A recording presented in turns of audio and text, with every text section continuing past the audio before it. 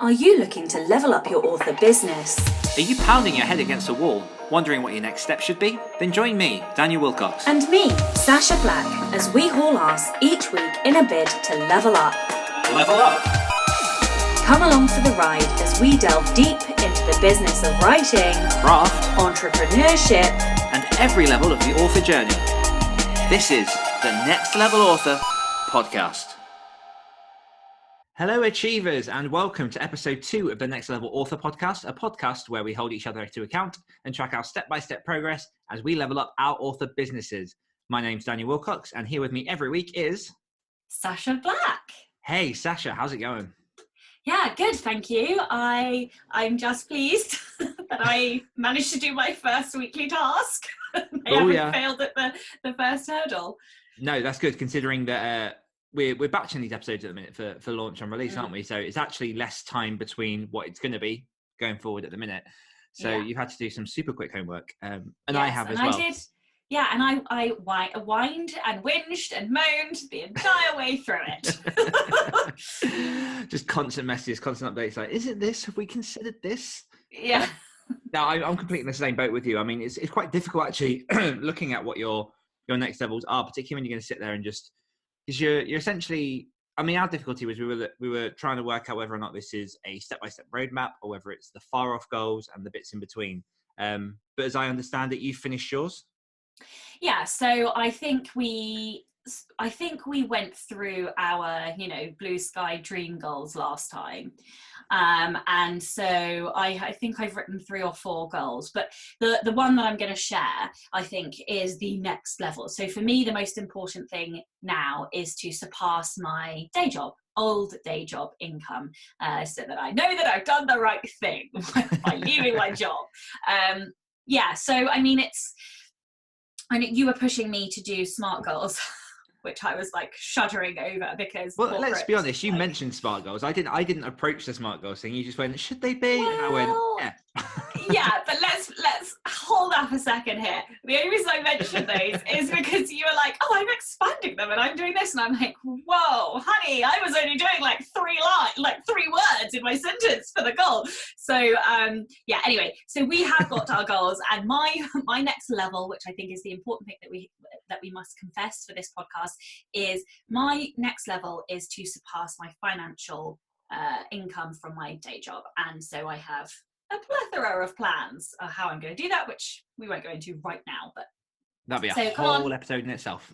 Oh gosh, come on. What's your one that you're going to share? Your next level? So my big one is one main one, and then a reason kind of behind that one. And my main one is I want to hit £2,500 profit per month, because at the minute I've still got a little bit of debt that I've accumulated from things in the past, from probably jumping into full-time a bit too early, from moving house and other things that happen in life. And that will help me comfortably clear the debt, make sure I'm moving forward, give me money towards my author business and towards the next set of goals. And I've looked into the specifics of that, because it actually, I don't know, $2,500 profit sounds a lot per month, but it works out about $36K a year, or Americans, that's $44,000. So it's quite a nice chunk of money. Nowhere near where I want to get in the long run, but that's kind of the figures I'm looking at. So 2.5 net profit, yes, or 2.5 gross. So you need to be earning more than 2.5 a month. Yeah, I added that initial buffer as well. Okay. Yeah, so that works out about that, which is nice. I'm on track. I'm nearly there. So that'll be my next step to get to that part. Yeah. Okay, so let's now we have done that sort of housekeeping. Shall we talk about where we are? Yeah, our confessional. Where are you? What are you doing this week? This coming week, I'm basically gonna finish up the first draft of the Collaboration for Authors book. God, finish! I hate you. 4 listeners. Oh my God. Yeah, no, don't be like that. I've seen your rough draft of writing. It's amazing. 4 listeners. Right. So Dan started this collaboration book about half an hour ago, and he's already finished it, and it makes me want to weep into my mic and keyboard because of how fast he is. Obviously, I think it's amazing, and I'm really proud of you, and also happy for you because I can't wait for you to come into this non-fiction. Yeah, but also fuck you. It's been really, really fun to write. I think one of the things that I've quite enjoyed about particularly this project is the fact that because it is collaboration, it's stuff that I've spoken about before, it's stuff that I've surrounded myself in for coming on half a decade now. It doesn't need too much. It's not too research heavy. It's basically my experiences of how I've worked with collaborators, how I found collaborators, what I feel you need to become a collaborator. So it has written itself quite nicely. But yeah, I started it 10 days ago, which, but also there are other factors around which I won't go into on the podcast, but I have a lot of free time to write at the minute as well. And so, yeah, collaboration. And then I'm putting in the groundwork at the minute to basically set up my own publishing imprint and look at my first book that I'll be writing for that, which is exciting. How about yourself? So I have a couple of days ago, I got the last lot of edits back on the Anatomy of Prose. And so I spent pretty much all day yesterday accepting all the edits and then formatting. And sweet Jesus, the formatting took me hours because I have like all of these quotes and like subheadings, and then I had to do parts, and I gave myself a headache trying to get it all done. But like my partner had our son, and so I had a bit more time than normal, so I was just determined to get it finished. So that has now gone out to a select few people. It will go out to some more people this week. I've already noticed formatting errors, so I'm doing those this weekend, and getting all the paperback stuff. So I'll be ordering proofs and things this week as well, which will be exciting because I'll get to feel it and hold it in my hands, and that's the most exciting bit. If Amazon ever delivers, of course, and Ingram Spark. So yeah, my main focus this week is getting it out to people to do blurbs and advanced readers, ordering proof paperback copies, and then working on the workbook. So that's me this week. Nice. And out of interest, those two books behind you, are they proofs or are they the final copies? No, they're the final copies, yeah. Got a coffee in my mind. Final copies. Nice. So I guess then it's probably time to get onto our question of the week. Oh my God, I'm so nervous. Again, for context, Sacha doesn't do well without knowing what's coming up ahead.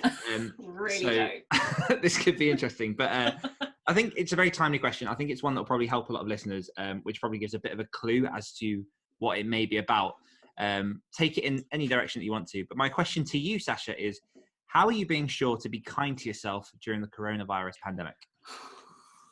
Oh, you are so awful. This is a horrible question because, well, it's a horrible question for me because I am not particularly kind to myself at the best of times. Oh no, why are you so horrible? This is so hard. Okay, so like straight up answer, I'm not. I'm just being much, much worse, harder on myself, which is that I'm embarrassed to confess this. Yeah, in reality, I'm really frustrated, and because I don't like to not achieve, and I've got certain things that I need to do, I've got deadlines, so it's really difficult to me. In reality, I'm also quite good at just coping, so I have just coped. I've not necessarily vocally stressed about the fact I'm not getting stuff done when I'm around my son, particularly. I've just played, I've answered his questions, I've tried to get stuff that I can get done on the laptop when I can, and when I can't, and I just come off it, or I go take him for one daily allowed walk or whatever. But the reason I know that I'm not being kind to myself is, and this is like definitely TMI, but like I'm internalizing the stress. So like I have like stress eczema and, okay, things like that. So I know that I am, a few more greys appeared last week, so I know that I am internalizing that stress. So yeah, I don't think I have a very good answer for you. What I do know is, and I am definitely not saying this just because you've asked the question, but I had planned to have a bath with a this is like the only girly thing about me, but I really like bath bombs. And I cut one in half a little while ago, and I used half and then like saved half. So yeah, I'm planning on doing that this evening. That is about as good as you're going to get from me. No, I think it's perfect because I mean, my situation is quite different to yours. Obviously, you know that I share my son, who is 5, with my ex, and obviously with his mum. And at the minute they're self-isolating, so I've got a lot of time to spare. So my situation is a bit different in that I can carry on and do stuff. But I'm aware that there are a lot of people that I've spoken to, a lot of authors that I'm quite close friends with, who are struggling with that, managing children, managing the partner being at home, and everything else. And I think it's probably, I mean, the question, I was not going to ask this question because I don't want coronavirus to take over everything that I'm doing. Obviously, I did a bit of a soapbox on Great Writers Share last week, but I just think it's really, really important because there's so much at the minute. There's so much going on that it's really, really difficult to be kind to yourself. And like you say, you've got deadlines, I've got deadlines, and this global thing has just impacted on us to a point in which we've just had to adjust everything that we're doing. And I know that particularly one thing that I'm trying to be kind on myself by just trying to relax a bit, because I find that I can get really, really tightly wound, particularly when I'm caged up indoors a lot. I'm not a person that has to go outside all the time, but when you take away that option, it's obviously quite different. So Yeah. I've not physically seen anyone in about 4 days, which for me is quite difficult. And for me, rather than, well, I'm trying to make that balance. So I'm trying to be kind in that I'm pulling all of my excess energy into work, because I figure, why the fuck not? There's nothing else to do. And there might be, it's useful getting ahead where I can, because situations may change. I might have my son all the time for a couple of days, a couple of weeks, and you don't know what's going to happen. But I am deliberately also trying not to beat myself up when I don't do anything. So it was my birthday last Thursday, and even then I was talking to you about that because that was the first night we recorded this. Woohoo! Episode 1. That's what I did for my birthday, but it was fun and I loved it. As sarcastic as I sound naturally, I'm genuinely meant that. That's fine. We all know how you really feel. But even on that day, I was saying to you that I felt guilty that I'd not really done that much work, but I'd still written 1,000 words on the project. But I think when you've got nothing else to do, you just the automatic default is to go to TV, go to games or anything else. But I think that part of being kind to yourself is you have to try and find those other opportunities to do things within your house. So there's so many things I want to come back on, and I have a question which I'm going to ask first, but not allow you to answer until I've finished waffling. So the question is, what do you normally do to be kind to yourself? But park that for a second, because there's a couple of other things that I want to respond with. So the fact that you've not seen anybody, I think, yes, not everybody who is a writer is an introvert, but lots of us are. I certainly adore my own time. You know, we've both worked for the past year more or less in silence.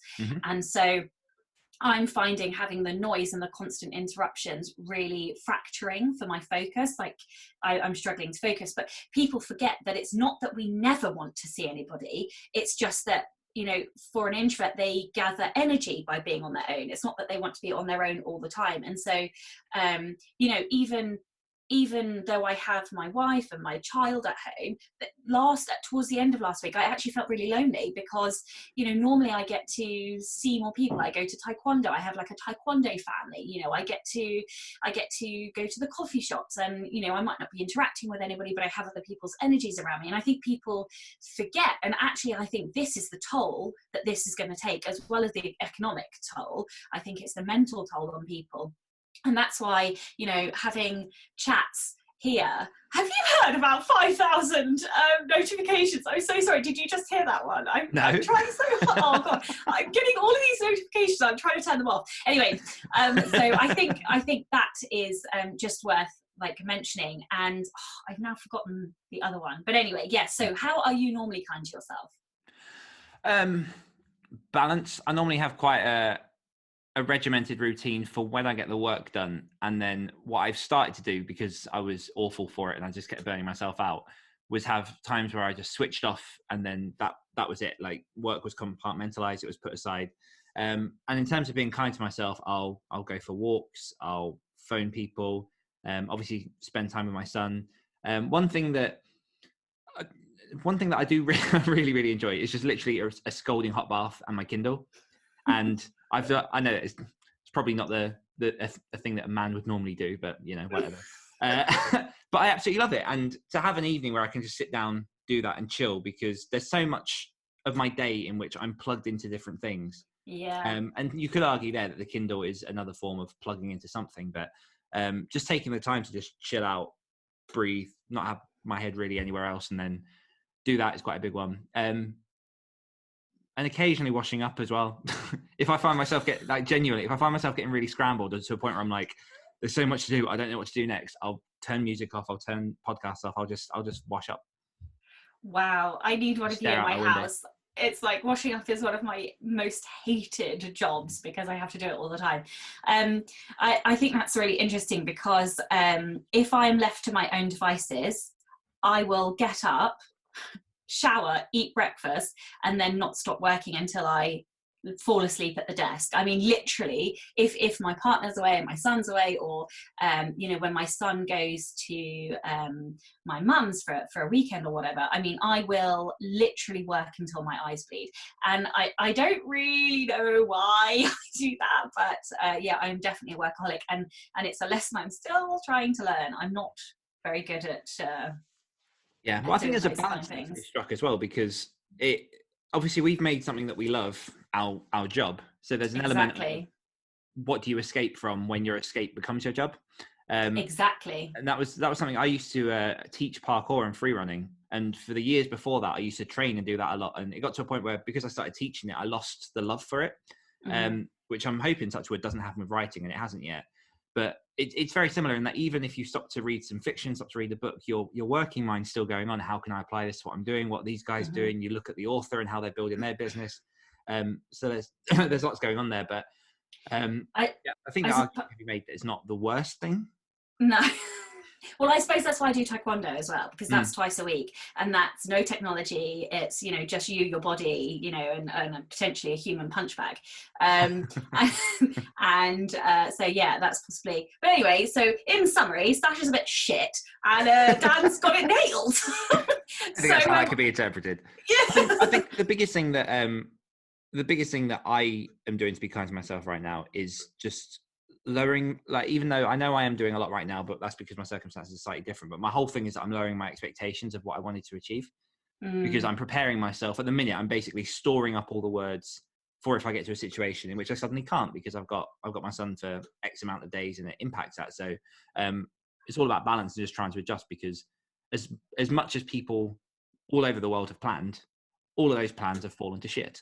And we're all in yeah, and I have to say, I have never been more grateful for having done a really long pre-order than I am right now, because I was nearly going to publish in April, and oh my goodness me, I am so bad. But I was like, I'll just give myself another month. There you go. The world looks after you. So yeah, it does. So we need a task of the week. Okay, task of the week for us, I'm going to say find an hour in which to chill out and do nothing. Wow, that is a tall order. Oh, wow. Okay. I mean, I think we probably need to say the same for everybody listening. Yes. Take an hour, chill out. What are we going to ask listeners?